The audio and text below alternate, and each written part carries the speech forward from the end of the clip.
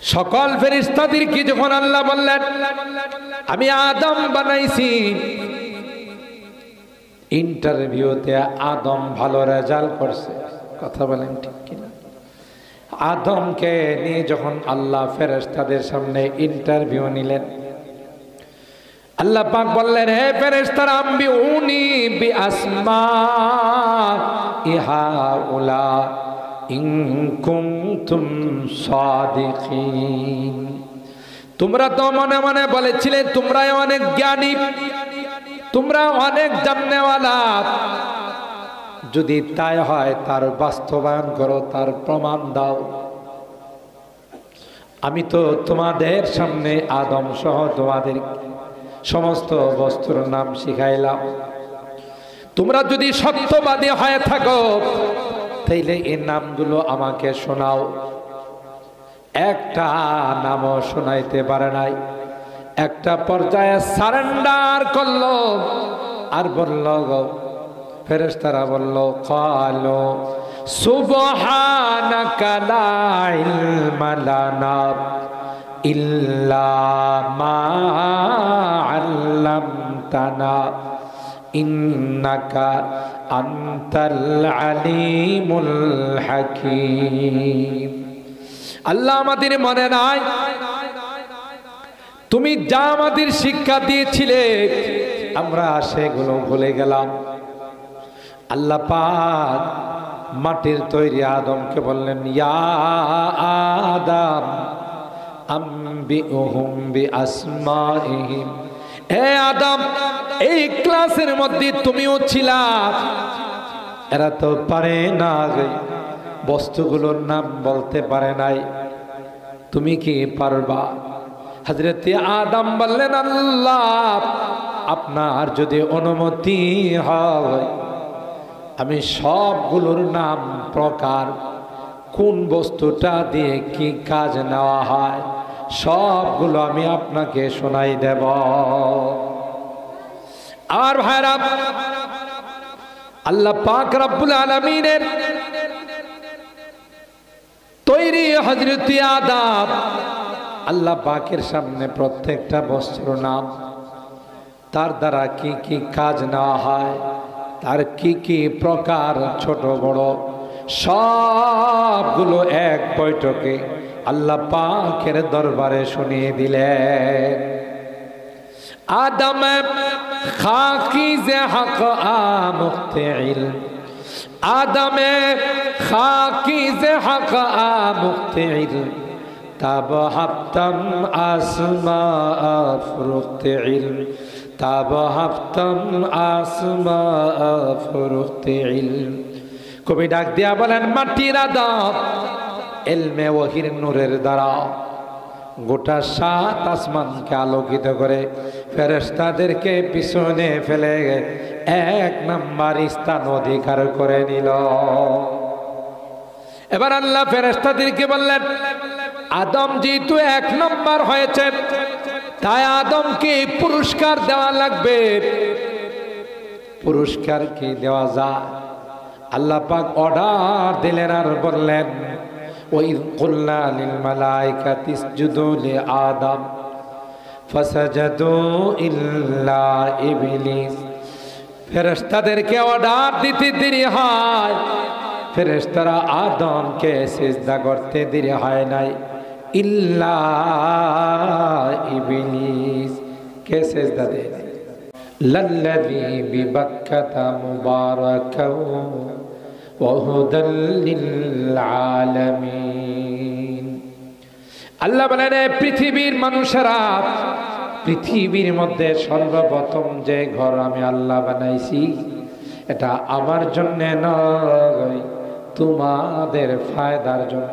সুবহানাল্লাহ বলেন, সুবহানাল্লাহ। বরকতময় ঘর, আল্লাহ বলেন এই বরকতময় ঘর উদিআ লিন্নাস, মানব জাতির কল্যাণের জন্য। তোমরা এখানে এসে তাওয়াফ করবে, আমি আল্লাহ প্রতিটা চক্করে তোমাদের জীবনের গুনাহগুলো মাফ করে দেব। শুধু তাই নয়, যদি তোমরা এই মসজিদের দিকে আমার ঘরের দিকে যদি তাকাইয়া থাকো রে, আমি আল্লাহ প্রতিটি দৃষ্টিতে তোমাদের আমল নামায় বৃষ্টি করে রহমত নাজিল করে দেব। এই ঘর যখন বানানো শেষ হয়ে গেল, হযরত আদমকে দিয়ে আল্লাহ বানাইলেন, হযরত শীশ আলাইহিস সালামকে দিয়ে আল্লাহ বানাইলেন। এইভাবে অনেকবার এই ঘর বানানো হলো। হতে হতে হযরতে ইব্রাহিম খলিলুল্লাহ এবং ইসমাইল জাবিউল্লাহ বাপ বেটা মিলে ঘরকে বানানোর পর ইব্রাহিম আলাইহিস সালামকে আল্লাহ বললেন, ওয়াআযিন ফিন-নাসি বিল-হজ্জ ইয়াতুকা রিজালান ওয়া আলা কুল্লি দামিরি ইয়াতিনা মিন কুল্লি ফাজ্জিন আমিক। সাইয়েদনা হযরত ইব্রাহিম কে আল্লাহ বললেন, ইব্রাহিম, গোটা বিশ্বের মানুষকে তুমি এলান দাও, ঘোষণা দাও, এরা যেন জীবনে একবার হলেও আমার ঘরকে জিয়ারত করে যায়।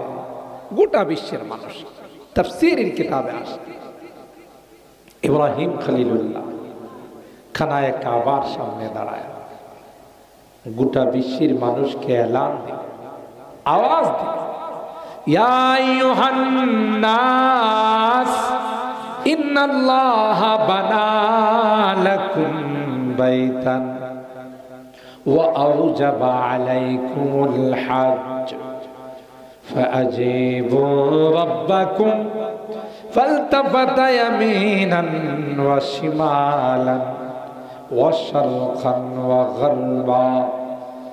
গোটা বিশ্বের মানুষ কি ইব্রাহিম আলাইহিস সালাম ডাক দিয়ে বলেন, হে বিশ্বের মানব সকল, আল্লাহ পাক রব্বুল আলামিন তোমাদের জন্য একটি ঘর বানাইছেন, তোমাদের জন্য জীবনে তোমাদের উপর একবার হজকে ফরজ করে দিয়েছে। তোমরা তোমাদের রবের ডাকে সাড়া দিয়া জীবনে একবার হলো এই ঘর জিয়ারত করে যাও। যখন তুমি জিয়ারত করে ঘরে যাবে, আল্লাহ তোমাকে নিষ্পাপ করে তোমার ঘরে ঢুকাইবে। তাহলে টোটাল এই ঘরটাকে আল্লাহ বানাইছেন মানব জাতির হিদায়াতের, মানব জাতির কল্যাণের জন্য। কথা বলেন ঠিক কিনা? আলাম নাজআলিল আরদা মিহাদা ওয়াল জিবালা আওতাদা ওয়া খালাকনাকুম আজওয়াজা ওয়া জাআলনা নাওমাকুম সুবহাতা ওয়া জাআলনাল লাইলা লিবাসা ওয়া জাআলনান নাহারা মাআশা। আল্লাহ বলেন, সবগুলো তোমাদের। রাত্রটাকে ঘুমের জন্য, পাহাড়কে জমিনের জন্য প্যারাক, এবং দিনে তোমাদের কর্মস্থলের জন্য। সব তোমাদের, যা কিছু দেখো, পাহাড় পর্বত নদী নালা সাগর মহাসাগর, সবগুলো তোমাদের ফায়দা। আলাম তারাও আন্নাল্লাহা সাখখারা লাকুম মা ফিস সামাওয়াতি ওয়া মা ফিল আরদ ওয়া আসবাগা আলাইকুম নিআমাহু যাহিরাতাও ওয়া বাতিনা। আল্লাহ কই, দেখো না, মাথা থেকে পা পর্যন্ত গোটা পৃথিবীর মধ্যে আমি আল্লাহ তোমাদেরকে নিয়ামতের মধ্যে ডুবিয়ে রাখলাম। আল্লাহু আকবার। কোন নিয়ামতটাকে অস্বীকার করবে? কোন একটা নিয়ামতকে অস্বীকার করার উপায় নাই। সূরা আর রহমানে বারবার আল্লাহ বলেন, ফাবি আইয়ি আলা রাব্বিকুমা তুকাযযিবান। এই মানব আর দানব তোমরা আমার কোন নিয়ামতটাকে অস্বীকার করো? সুবহানাল্লাহ। ছোট থেকে ছোট, বড় থেকে বড়, আপনি কোন নিয়ামত কি খাটো করে দেখার অবকাশ আছে? কোন নিয়ামত কি খাটো করে দেখার? এই জয়েন্টের মধ্যে আল্লাহ দেহের থেকে ক্যালসিয়াম আবিষ্কার করে আমাদের জয়েন্টগুলোতে সাপ্লাই দেয়। সুবহানাল্লাহ। জয়েন্টগুলোতে যদি ঠিকমতো ক্যালসিয়ামের সাপ্লাই না থাকতো, কোনো মানুষ ঠিকমতো চলাচল করতে পারত, কোনো কিছু মুভ করা যায়। এই যে এগুলোকে আমরা যেমনি ইচ্ছা এমনি এমনি যেভাবে ইচ্ছা, এই জয়েন্টগুলোর কারণে। আর জয়েন্টগুলো কাজ করতো না যদি তার মধ্যে ক্যালসিয়াম না থাকে। আর ক্যালসিয়াম আসে কোথায়? আল্লাহ বলেন যে তুমি যা খাবার গ্রহণ করো, আমি আল্লাহ কুদরতি মেশিনে ঢুকাইয়া কোনোটাকে আমি ব্লাডে পাঠাই, কোনোটাকে গোশতের মধ্যে পাঠাই, কোনোটাকে আবার ক্যালসিয়ামের মধ্যে পাঠাই, আবার কোনোটাকে আমি আল্লাহ ট্যাঙ্কির মধ্যে ওয়েস্টেজ হিসাবে, পায়খানা পেশাব হিসাবে তোমার রাস্তা দিয়ে বের করে দিই। এটা টোটাল আমি কুদরতি মেশিনের মাধ্যমে। সুবহানাল্লাহ। আপনি বলেন কোন নিয়ামতটাকে আল্লাহর অস্বীকার করা যায়? কোন নিয়ামতটাকে ছোট করে দেখা কোন অবকাশ নেই। আল্লাহ বলেন আলাম তারাও আন্নাল্লাহ সাখখারা লাকুম মা ফিস সামাওয়াতি ওয়া মা ফিল আরদ ওয়া আসবাগা আলাইকুম নিআমাহু যাহিরাতাও ওয়া বাতিনা। আল্লাহ কয় তুমি আমার নিয়ামতে ডুবন্ত, কোন নিয়ামত কি তুমি অস্বীকার করতে পারবে না। আসমান বানাইছি তোমার জন্য, জমিন বানাইছি তোমার জন্য, জমিন থেকে যা কিছু উৎপাদন হয় আল্লাহ বলেন সব কিছু তোমার জন্য আমি আল্লাহ উৎপাদন করি। সুবহানাল্লাহ। আপনি যে জমিনের মধ্যে ধান রোপণ করে আসলেন, পরবর্তীতে এটাকে যে গাছ বানায়, ধানের গাছ জ্বালা বানায়, এই জ্বালা আপনি আবার রোপণ করেন ক্ষেতের মধ্যে, এটা বড় হয়, এর থেকে হাজার হাজার ধান হয়। কে দিছেন? বলেন বলেন কে? আরো জোরে বলেন কে? সব কিছু দেওয়ার মালিক কে? আল্লাহ। একটু বাড়াই দেন, একটু বাড়াই দেন, আর এই কোটা দেন, একটু বাড়াই এই কোটা দেন। সব কিছু কে দেন? আপনি জমিনে মনে করেন সব ধান টান ফালাইছে, তার অর্থ কি ধান হয়ে যাবে? যদি আল্লাহ আনতুম তাজরাউনাহু আম নাহনুজ জারিউন, আল্লাহ বলেন তুমি ফসল করো না আমি তোমার ফসল ঘরের মধ্যে পৌঁছাই। সুবহানাল্লাহ। ওই যে আপনাদের বলছিলাম মনে একবার, যখন নতুন ডিপ মেশিন আসলো, গভীর নলকূপ যাকে বলে, পানি জমিন থেকে বের করে এই পানি দিয়ে চাষাবাদ করে, তখন এই ব্রাহ্মণবাড়িয়াতে একজন টিউনো না ইউনিও, হ্যাঁ তখন তো মহকুমা ছিল না, আগের কথা, উদ্বোধন করবেন সরকারি কর্মকর্তা। তখন উদ্বোধনী অনুষ্ঠানে তিনি বক্তব্য দিতে গিয়ে বলেছিলেন, এখন থেকে আর আমাদেরকে ছাতক পাখির মতো আকাশের দিকে তাকিয়ে থাকতে হবে না। নাউজুবিল্লাহ। মানে বৃষ্টির অপেক্ষা করা। আমরা এখন নতুন মেশিন আবিষ্কার করেছি, আমাদের কাছে গভীর নলকূপ চলে আসছে, ডিপ টিউবওয়েল চলে আসছে, মেশিন স্টার্ট দিব আর পানি আসবো, তা দিয়ে আমরা চাষাবাদ। এই দোয়ার অনুষ্ঠানে ছিলেন ফখরে বাঙ্গাল রহমাতুল্লাহ আলাইহি। কে ছিলেন? ফখরে বাঙ্গাল রহমাতুল্লাহ। কি ফখরে ব্রাহ্মণবাড়িয়া না ফখরে বাঙ্গাল? গোটা বাংলাদেশের অহংকার বলে যার লকব দেওয়া হয়েছিল ফখরে বাঙ্গাল রহমাতুল্লাহ আলাইহি। এরা তো আল্লাহর ওলি মানুষ, এরা তো কাউকে ভয় করে। ওলিরা আলা ইন্না আউলিয়া লা খাউফুন আলাইহিম ওয়ালা হুম ইয়াহজানুন। আল্লাহর ওলিদের কোনো ভয় নাই। তার একটা বাস্তব প্রমাণ আমি আমার জীবনের কথা বলি। হযরত বড় হুজুর রহমাতুল্লাহ আলাইহি, সবাই তো চিনেনি, আল্লামা বড় হুজুর রহমাতুল্লাহ আলাইহি, সিরাজুল ইসলাম সাহেব রহমাতুল্লাহ আলাইহি। আপনারা জানেন ভাদুঘরে যখন অগ্নিকাণ্ডের ঘটনা ঘটছে, সবাই জানেন, ব্রাহ্মণবাড়িয়া যারা হয়তো অল্প বয়সে যারা, ওরা হয়তো জানেন। ভাদুঘরের বিভিন্ন বাড়িতে আগুন লাগায় পুড়ে দেওয়া হয়েছে। এটার একটা প্রেক্ষাপট ছিল আমি চাক্ষুষ, তার প্রমাণ। শাহী মসজিদে দুইটা গ্রুপের মধ্যে কথা কাটাকাটির একটা পর্যায়ে, যেমন আমাদের একটা স্বভাব আছে, সেই স্বভাবটা হলো অনেক সময় দেখা যায় একজন আরেকজনকে কিরে হাত থাকতে মুখে আবার কথা কিসের আছে না? আপনাদের খয়াসারে নাই, সমাজের কিছু সর্দার আছে, ওরা গন্ডগোল লাগাইতে পারলে লালের লাল, দুইটা পক্ষর মধ্যে লাগাইতে পারলেই পাতলা মালের লেনদেন হয়। পাতলা মাল বুঝেন তো? এখনকার সমাজে আল্লাহ মাফ করো, খাঁটি মাতবর খাঁটি সর্দার খুব কম আছে। কথা বলেন ঠিক কিনা? একবারে নাই আমি বলবো না, খুব কম, রেয়ার। কি করে? একটা পক্ষ যদি আয়সা ওনার কাছে বিচার দেয় যে অমুক পাড়ার অমুক মহল্লার অমুকে আমার সাথে খারাপ আচরণ করছে, আপনারে জানাই গেলাম,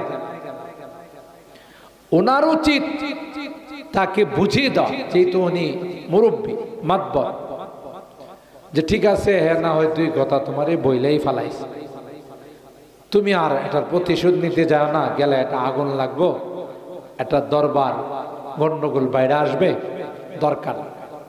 কিন্তু জবাবটা এইভাবে না দিয়ে কিভাবে দে? ওই তোরে যা ইচ্ছা তাই কইছে কুমাশিলের মোড়ে, কেদাসির মোড়ে, আনন্দ বাজারে, সড়ক বাজারে, মেড্ডা পীর বাড়িতে, বিরাসারে, তুই কি হাতে ছুরি ফিরে বসে আসিলে? বলেন না বলে না বলেন? এই জাতীয় কথা বলে কিনা? এটা বলার দ্বারা কি গন্ডগোলটা থামাইলো না আর আগুন জ্বালাইল? তাইলে আপনি যেহেতু বললেন, তাইলে কিন্তু আমি এটা কালকে প্রতিশোধ। দেখা গেল এটার মধ্যে গন্ডগোল আরো বাড়ায়, দুইটা পক্ষের মধ্যে একটা পর্যায়ে খুনাখুনির পর্যায়ে চলে যায়। ঠিক কিনা বলেন? খুনাখুনির পর্যায়ে চলে যা, লাস্ট পর্যন্ত অনেক বড় বিশাল দরবার সালিশ হয়। এতে করে মাঝখান থেকে ফায়দাটা নেয় ওই যে মাতবর লাগাইছে, হ্যাঁ, কারণ দুই পক্ষই তার কাছে যাবে, গেলেই পাতলা মালের বিনিময় হবে। কথা কার? পাতলা মালের লেনদেন হয়। আর এই পাতলা মাল পায়া যে বিচার করে, এই বিচার কোনোদিন সঠিক আর নেই বিচার হতে পারে না। এটা নিঃসন্দেহে 2 নম্বরের বিচার। তো যাই হোক, একটা পর্যায়ে ওখানে কথা কাটাকাটির পর্যায়ে হয়তো কিছু হাতাহাতি ওরা করছে, ওই পক্ষের যারা বেদাতি করবে, ওরা ওই দিক দিয়ে গন্ডগোল হয়েছে, এটা ওখানে শেষ। কিন্তু তা না করে হযরত বড় হুজুর রহমাতুল্লাহ আলাইহির বাড়ির যে মাদ্রাসা, যে মাদ্রাসায় মাসুম তালেব ইলমরা লেখাপড়া করতেছে, ওদের ওর সাথে কোনো সম্পর্ক নাই, বাইরে কি হইতেছে, কারা কি করতেছে,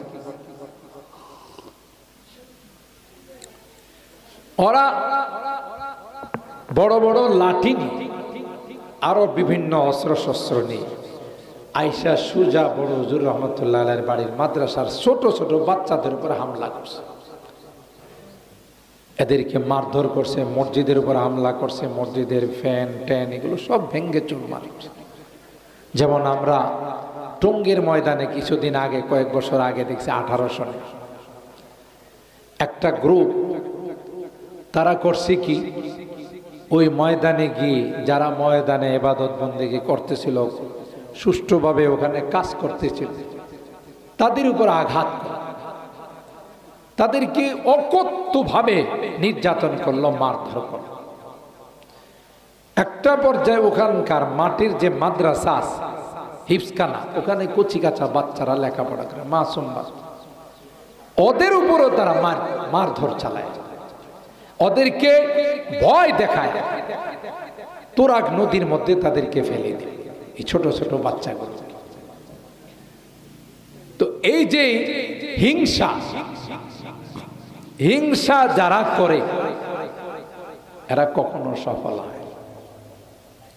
যে যার বিরুদ্ধে হিংসা করে তার ক্ষতির চাইতে যে হিংসা করলো তার ক্ষতিটা বেশি হয়, এটাই বিধান। যেমন হিংসা করছে শয়তান আদমের, ঠিক না? হযরতে আদম আলাইহিস সালামের ব্যাপারে হিংসা। আদম আলাইহিস সালামের তো কোনো দোষ নাই।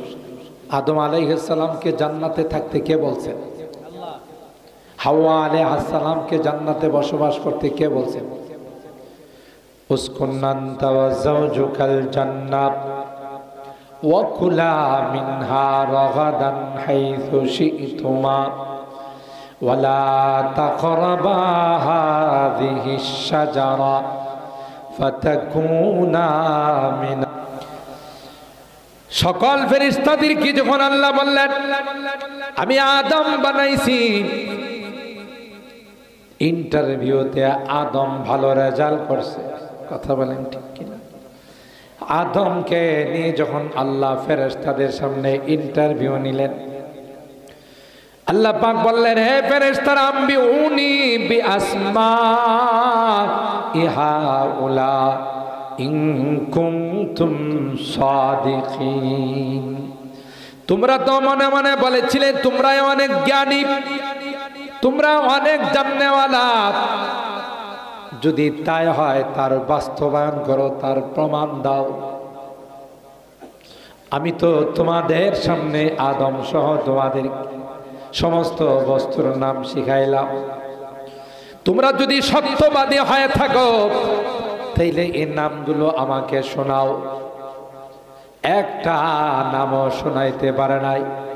একটা পর্যায়ে সারেন্ডার করলো আর বলল, ফেরেশতারা বলল ক্বালু সুবহানাকা লা ইলমা লানা ইল্লা মা আল্লামতানা ইন্নাকা আনতাল আলিমুল হাকীম। আল্লাহ আমাদের মনে নাই তুমি যা আমাদের শিক্ষা দিয়েছিলে আমরা সেগুলো ভুলে গেলাম। আল্লাহ পাক মাটির তৈরি আদমকে বললেন ইয়া আদম আম্বিউহুম বিআসমাইহিম। হে আদম, এই ক্লাসের মধ্যে তুমিও ছিলা, এরা তো পারে না, বস্তুগুলোর নাম বলতে পারে নাই, তুমি কি পারবা? হযরত আদম বললেন আল্লাহ আপনার যদি অনুমতি হয় আমি সবগুলোর নাম, প্রকার, কোন বস্তুটা দিয়ে কি কাজ নেওয়া হয় সবগুলো আমি আপনাকে শোনাই দেব। আর ভাইরা, আল্লাহ পাক রব্বুল আলামিনের তৈরি হযরত আদম, আল্লাহ পাকের সামনে প্রত্যেকটা বস্তুর নাম, তার দ্বারা কি কি কাজ নেওয়া হয়, তার কি কি প্রকার ছোট বড় সবগুলো এক বৈঠকে আল্লাহ পাকের দরবারে শুনিয়ে দিলেন। আদম খাকিজে হক আমুখতিল, আদমে খাকিজে হক আমুখতিল তাবহাবতাম আসমা ফুরুখতিল তাবহাবতাম আসমা ফুরুখতিল। কবি ডাক দিয়া বলেন মাটির আদম ইলমে ওয়াহির নূরের দ্বারা গোটা সাত আসমানকে আলোকিত করে ফেরেশতাদেরকে পিছনে ফেলে এক নাম্বার স্থান অধিকার করে নিল। এবার আল্লাহ ফেরেশতাদেরকে বললেন আদম যেহেতু এক নাম্বার হয়েছে তাই আদমকে পুরস্কার দেওয়া লাগবে। পুরস্কার কি দেওয়া যায়? আল্লাহ পাক অর্ডার দিলেন আর বললেন ওয়াইয কুলনা লিল মালাইকাতি ইসজুদু লিআদম ফাসাজাদু ইল্লা ইবলিস। ফেরেশতাদেরকে অর্ডার দিতে দেরি হয়, ফেরেশতারা আদমকে সিজদা করতে দেরি হয় নাই, ইল্লা ইবলিস কে সিজদা দেয় নাই? বলেন বলেন, ইবলিস সিজদা দেয়। ইবলিসের অহংকার, মাটি দিয়ে বানাইলো আদম, আমি হলাম আগুনের তৈরি, হিংসা, এই যে হাসাদ, হিংসা, না আমি আদমকে সিজদা দেব না। আল্লাহর হুকুম অমান্য করি, ক্ষান্ত হয় নাই, রীতিমতো আল্লাহর সঙ্গে তর্কে জড়াইছে। নাউজুবিল্লাহ। আল্লাহকে বলেন ক্বালা আনা খায়রুম মিন খালাকতানি মিন নার ওয়া খালাকতাহু মিন তিন। আল্লাহ তুমি আমাকে আগুন দিয়া বানাইছ, আদমকে মাটি দিয়া বানাই, কি করে মাটির আদমকে আগুনের ইবলিস সিজদা করতে পারে? আল্লাহর হুকুমকে অমান্য করলো, নিজস্ব যুক্তি দেখায়, আল্লাহ তার উপরে রাগ হয়ে গেল। এই বেয়াদব, হুকুম দিলাম আমি আদমকে সিজদা করার জন্য, আর সেখানে তুই আমার হুকুমকে অমান্য করে যুক্তি তর্ক পেশ, বের হয়ে যা, জান্নাত থেকে বের করে। এই হিংসা তার ভিতরে, যে আদমের কারণে আমি জান্নাত থেকে বের হয়ে গেলাম, সেই আদম এবং তার সন্তানদেরকে জান্নাতে আসতে দেব। নাউজুবিল্লাহ। আসলে কি আদমের কারণে বাইরে হয়েছে না নিজের কারণে বাইরে হয়েছে? এই যে বোঝা গেল, নিজে দুষ করে আরেকজনের উপরে চাপানো, এটা ইবলিসের খাসলত। এরকমের লোক তো ব্রাহ্মণবাড়িয়াতে নাই। দুষ করে নিজে চাপায় আরেকজনের ঘাড়ে, ঠিক কিনা বলেন? এটা ইবলিসের স্বভাব। আচ্ছা বলুন, এই ইবলিসে হিংসা করে লাভবান হয়েছে না ক্ষতিগ্রস্ত হয়েছে? ইবলিসে হিংসা করে ক্ষতিগ্রস্ত হয়েছে। কেমন ক্ষতিগ্রস্ত? জীবনের জন্য আগুনের তাপ, লানতের তাপ তার গলাতে লাগানো, কোনদিন সে আর আল্লাহর জান্নাতে যাইতে পারবে না, ঠিক কিনা বলে? তো মুহতারাম হাজিরিন, যে কথা বলতেছিলাম, এই হিংসা ওইদিকে গন্ডগোল, আইসা হামলা করছে মাসুম বাচ্চা, এটা আল্লাহ বরদাস্ত করে। এই খবর যখন মানুষে শুনছে, তাদের কলিজার মধ্যে আঘাত লাগে, গিয়ে মানুষে ওখানে তাদের বাড়ি ঘর জ্বালিয়ে দিচ্ছে। তখন হযরত বড় হুজুর রহমাতুল্লাহ আলাইহি একা একা বাড়িতে থাকে। থানার থেকে, থানার ঊর্ধ্বতন কর্মকর্তা গিয়ে বলছেন, হুজুর কোনো কারণে যদি আপনার গায়ে টাচ করে, এটা তো আমরা মেনে নিতে পারবো না, সুতরাং আপনি কিছুদিনের জন্য আপনার বাড়ির থেকে একটু দূরে চলে যান, বাহিরে চলে যান। আল্লাহর ওলি সুজা বলছে, আমি একা হলেও বাড়িতে থাকি, আমি সমস্ত হিংসুকদের হিংসাকে ভয় করি না, আমার আল্লাহকে আমি ভয় করি। সুবহানাল্লাহ বলে। বুঝা গেল, আল্লাহওয়ালা যারা হয়, নেককার দিনদার যারা হয়, এরা পৃথিবীর কোনো কিছুকে ভয় করে না, একমাত্র কাকে ভয় করে? আল্লাহকে ভয় করে। আর যারা হিংসুক হয়, তারা যতই চেষ্টা করে, আল্লাহ যখন কাউকে হেফাজত করে, পৃথিবীর কেউ তাকে কিছু করতে পারে না, ঠিক কিনা বলেন? মক্কার কাফের মুশরিকরা দলবদ্ধভাবে আল্লাহর হাবিবকে হত্যা করার জন্য শীতের মৌসুম পুরা হুজরা মুবারক ঘেরাও করে তলোয়ার হাত, আর আল্লাহর হাবিব বসে বসে কোরআনে কারীম তেলাওয়াত করেন। সুবহানাল্লাহ। হযরত জিবরাইল বললেন, এ পয়গম্বর, এক্ষুনি আপনি ঘর থেকে বের হয়ে যান, কারণ কাফেররা আপনাকে হত্যা করার জন্য চতুর্দিকে ঘেরাও করে তলোয়ার নিয়ে। আল্লাহর নবী কয়, কি করে আমি বাহির হব? চতুর্দিকে তো ঘেরাও, কোনো কিছুর দরকার না, আপনি হাতের মুষ্টির মধ্যে কিছু বালু নিয়া, আপনি শুধু বলবেন শাহাতিল ওজু, আমি আল্লাহ ওই বালুগুলোকে প্রত্যেকটা কাফেরের চোখের মধ্যে পৌঁছাই দিব। আর ভাইরা, ওই বালুগুলো যখন আল্লাহর হাবিবের হাত থেকে আল্লাহ পাক কাফের মুশরিকদের চোখের মধ্যে পৌঁছাই দিল, মরিচের গোড়ার মতো জ্বালা পোড়া শুরু হয়ে গেল। হাত দিয়ে কসলা তলোয়ার গুলো নিচে পড়ে গেল। আল্লাহ পাক হাবিবকে ডাক দেয়া কয়, আপনি দেরি করেন না, সুজা আপনার হুজরা মোবারক থেকে বের হয়ে যান। সুবহানাল্লাহ। হিংসুকরা হিংসা করে পারে নাই, কে রক্ষা করছে? জোরে বলেন, কে? আল্লাহ। আল্লাহ পাক কোরআনে কারীমের মধ্যে বলেন, ওমা রমাইতা ইদ রমাইতা ওয়ালাকিন্নাল্লাহ রমা। এ পয়গম্বর, আপনি যখন একদিকে বালু মেরেছিলেন, আপনি মেরেছিলেন একদিকে গব, চতুর্দিকে আমি আল্লাহ কুদরতি ভাবে পৌঁছে দিয়েছিলাম।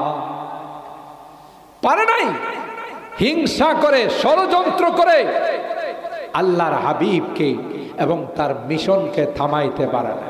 ঠিক কিনা বলেন? থামাইতে পারছে? আল্লাহর হাবিবেরই মিশনকে থামাইতে পারে। এই জন্য বলা হয়, जो जलाता है किसी को खुद जलता है जरूर, जो जलाता है किसी को खुद जलता है जरूर, शमा भी जल जाता है परवाना जल जाने के बाद, शमा भी जल जाता है परवाना जल जाने के बाद। और हैरत हजरत इब्राहिम खलीलुल्लाह के अल्लाह पाक डाक दिया বললেন, আপনি শুধু আওয়াজ দেন, আমি আল্লাহ পৃথিবীর সকল দ্বার প্রান্তে আনাচে কানাচে আপনার আওয়াজ কুদরতি ভাবে পৌঁছাই দিব। কিয়ামত পর্যন্ত যারা আল্লাহর ঘর জিয়ারত করতে যাবে, আল্লাহ তাদের কানে ইব্রাহিম আলাইহিস সালামের আওয়াজ পৌঁছাই দিলেন। সুবহানাল্লাহ বলেন। মুহতারাম হাজিরিন, আজকে এই খানায়ে কাবা পৃথিবীর মধ্যে আছে, গোটা বিশ্বের সমস্ত শক্তি একত্রিত হয়ে খানায়ে কাবাকে যদি ধ্বংস করার জন্য যায়, পারবে? সৌদি সরকারের কোনো বিমান বাহিনী, নৌবাহিনী, সেনাবাহিনীর দরকার হবে না। একটা বাহিনী আছে 24 ঘন্টা খানায়ে কাবার মধ্যে তওয়াফ করে, চক্কর লাগায়। ওই বাহিনী, যেই বাহিনী দিয়া আব্রাহাকে আল্লাহ ধ্বংস করেছে, ঠিক না? আব্রাহা আসছিল হস্তি বাহিনী, ছোট্ট পাখি, তার ঠোঁটের মধ্যে আল্লাহ পাক ছোট্ট একটি পাথর দিয়েছে। এর থেকে বৈজ্ঞানিকরা পারমাণবিক বানাইছে। যে সর্বপ্রথম পারমাণবিক ছিল আল্লাহর দেওয়া পাথর, যেই পাথর নিক্ষেপ করার সাথে সাথে হাতি সহ হাতির উপরে যে সৈনিক ছিল সবগুলোকে জমিনের সঙ্গে মিশাই দিয়েছে। সুবহানাল্লাহ। ষড়যন্ত্র করে পারে নাই। পৃথিবীতে যত মসজিদ আছে সমস্ত মসজিদগুলো সম্পর্ক খানায়ে কাবার। সুবহানাল্লাহ বলে। আর এই মসজিদগুলোর সাথে যারা সম্পর্ক রাখে তারা হলো মসজিদের বাসিন্দা, মসজিদের পরিবার। এই মসজিদগুলো যখন বগি হয়ে কুচ হয়ে খানায়ে কাবা ইঞ্জিনের সঙ্গে মিলে যাবে, তখন সবগুলোকে প্যাসেঞ্জার খানায়ে কাবা রওনা দিবে সোজা আল্লাহর জান্নাতে। সুবহানাল্লাহ। কার দিকে? আল্লাহর জান্নাতে। যারা মুসল্লি, যারা মসজিদের বিভিন্ন কাজে আন্তরিকতার সাথে সহযোগিতা, রমজান আসছে, হুজুর মসজিদে ইফতার মাহফিল, আমি 5000 টাকা দিলাম, রোজাদাররা আমার এই টাকা দিয়ে ইফতার করে। এখানে ইমাম, মুয়াজ্জিন, হাফেজ সাহেবদের আমি হুজুর, যেহেতু ওনারা আমাদেরকে কোরআন শোনাইতেছি, তাদের আমি মেহমানদারি করবো স্বেচ্ছায়।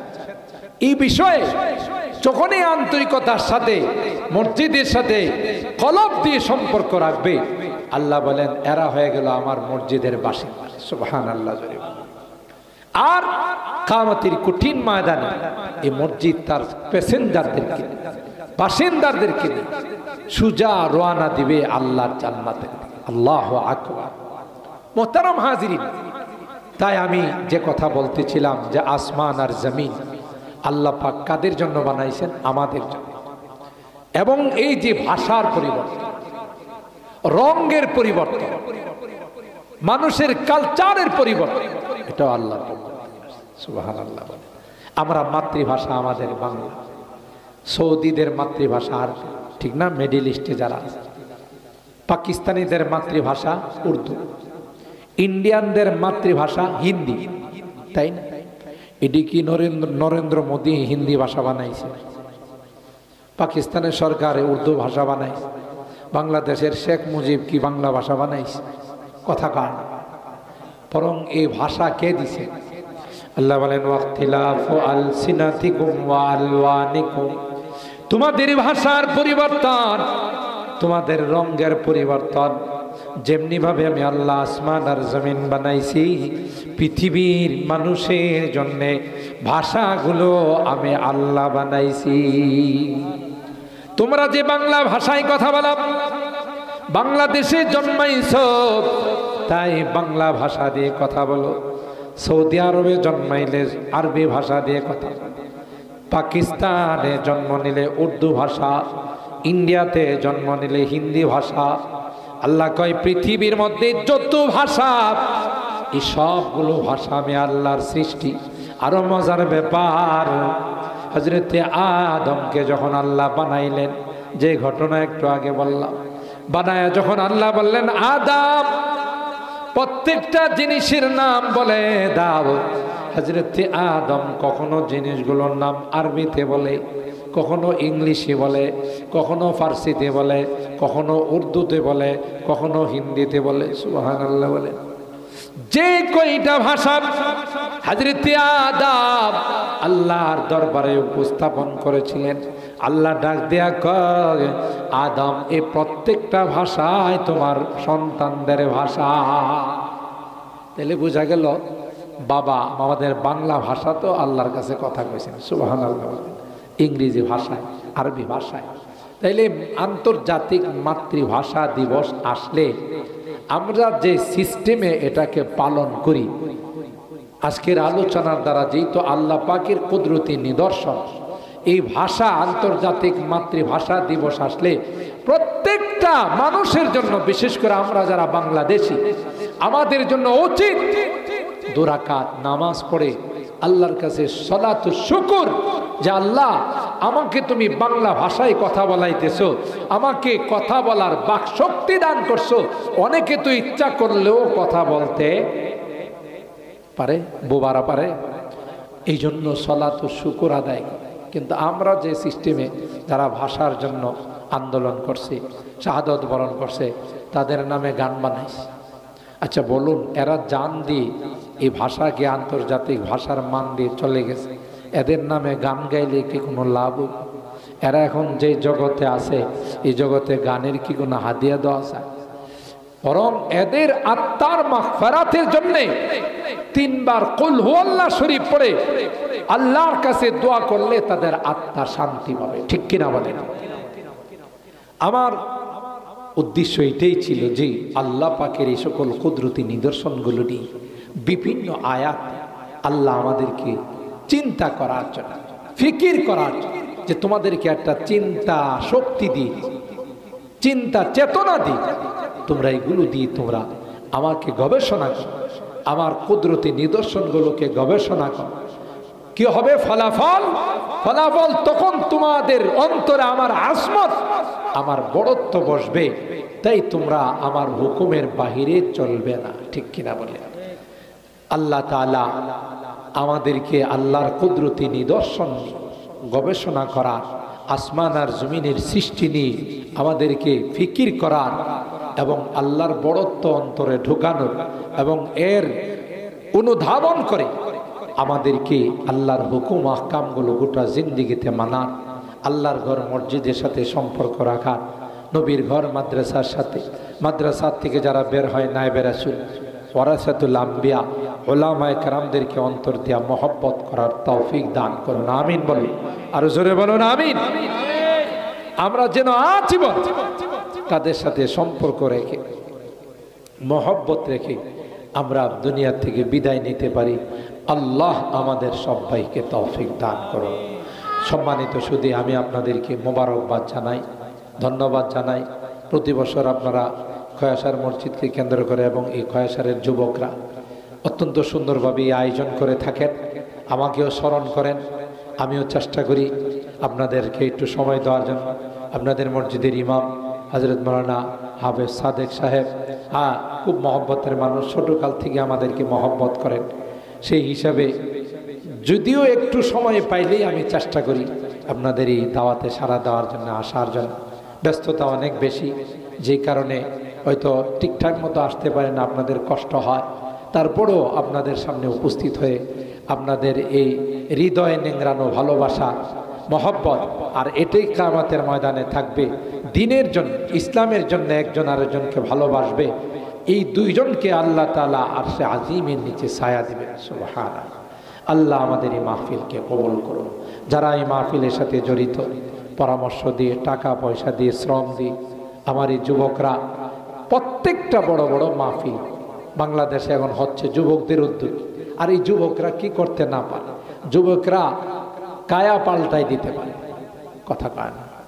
আমরা নতুন স্বাধীনতার মধ্যে দেখছি যে এই যুবকদের দ্বারা অনেক কিছু সম্ভব। যে হারে যুবকরা ইসলামের প্রতি আগ্রহী হচ্ছে, ইনশাআল্লাহ এই যুবকদের দ্বারাই আল্লাহর জমিনে একসময় আল্লাহর কোরআনের আইন বাস্তবায়ন হবে। ঠিক কিনা বলেন? কোরআনী হুকুমত বাস্তবায়ন হবে ইনশাআল্লাহ। আর কোরআনী হুকুমত যখন পৃথিবীতে বাস্তবায়ন হয়ে যাবে, কোনো অশান্তি থাকবে না। আপনি ব্রাহ্মণবাড়িয়া শহরে রাত্রে যে কোনো সময় ইচ্ছা চলতে পারবেন। কোনো ছিনতাইকারী, কোনো ডাকাত, কোনো চোর আপনার দিকে তাকানোর সাহস পাবে না। কেন? কোরআনে আইন। সাথে সাথে ধরা পড়লে হাত কাটা যাবে, ধরা পড়লে সবার সামনে তাকে ফাঁসির কাস্টে ঝোলানো হবে। একজনের শাস্তির ব্যবস্থা হলে গোটা সমাজ ঠিক হয়ে যাবে। ঠিক কিনা বলেন? আল্লাহ আমাদের এই মাজমাকে কবুল করুন। আল্লাহ আমাদের এই মাহফিলকে, আমাদের এই মেহনতকে